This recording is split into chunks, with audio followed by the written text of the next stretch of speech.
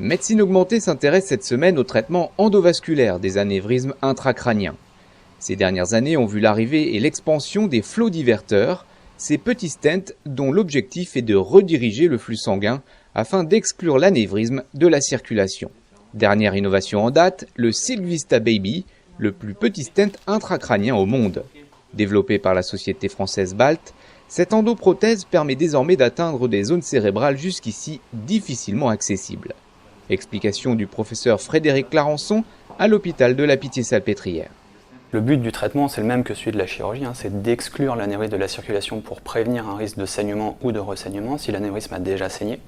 Et donc le traitement classique qui date du début des années 90, c'est le déploiement de coils, ce sont des spires de métal à mémoire de forme qu'on va déployer dans l'anévrisme pour l'occlure, pour le colmater de l'intérieur.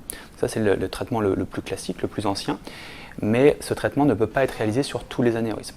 Et donc plus récemment, vers 2008-2009, de nouveaux dispositifs ont été développés, des stents, qui permettent de traiter l'anévrisme sans avoir à rentrer dans l'anévrisme et à déployer du matériel dedans, mais en reconstruisant la paroi de l'artère en regard du collet de l'anévrisme. On redirige le flux dans l'artère porteuse et le flux qui rentre dans l'anévrisme va être ralenti et progressivement l'anévrisme va se thromboser dans les semaines ou les mois qui suivent le traitement.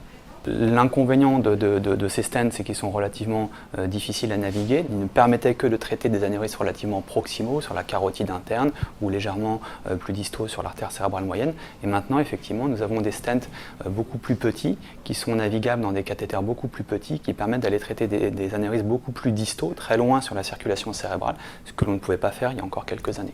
Et généralement, on le réserve aux anévrismes qui ont un collet, c'est-à-dire une base d'implantation qui est large et qui font que ces anévrismes ne sont pas éligibles à un traitement par coil qui reste quand même le traitement de référence à l'heure actuelle pour le traitement endovasculaire.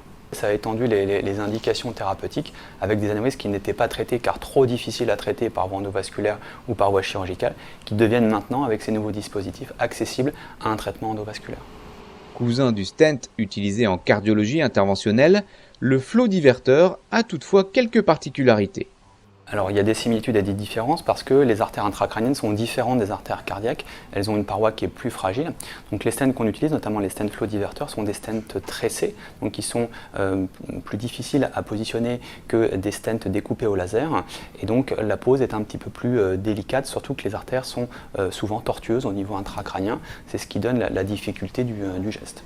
Les patients sont traités par des traitements pour fluidifier le sang, des anti-irrigants plaquettaires qui sont administrés pendant 1 an après la procédure et au bout de quelques mois, le stent va être incorporé à la paroi de l'artère et ce risque thrombogène va diminuer pour devenir nul au-delà de 1 an et on peut donc arrêter ces traitements anti-agrégants. La problématique, c'est que ces traitements anti-agrégants peuvent être également, eux, source de complications, cette fois-ci hémorragiques. Et donc il y a de la recherche en cours pour essayer de développer des stents moins thrombogènes qui permettraient de n'utiliser qu'un seul anti-agrégant, voire même carrément de se passer de ces anti-agrégants pour éviter ces complications hémorragiques. Dans la grande majorité des cas, le stent seul suffit. Le taux d'occlusion avec stent seul est de l'ordre de 85%, mais parfois sur des anévrismes très volumineux, on associe les deux techniques avec mise en place de coil et en fin de procédure, déploiement du stent pour vraiment s'assurer de l'occlusion de l'anévrisme. L'occlusion de l'anévrisme n'est pas immédiate avec cette technique, elle se fait dans les semaines ou les mois qui suivent, donc il y a un suivi qui est rapproché dans les premiers mois et qui ensuite va s'espacer un petit peu. On considère qu'il faut qu'il y ait un suivi à vie de ces patients.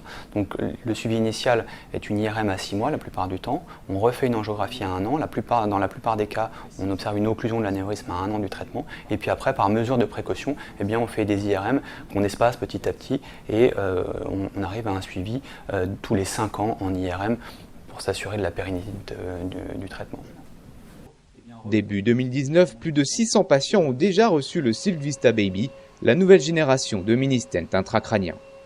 C'est la fin de ce numéro, merci de votre fidélité et rendez-vous le mois prochain pour découvrir de nouvelles innovations médicales.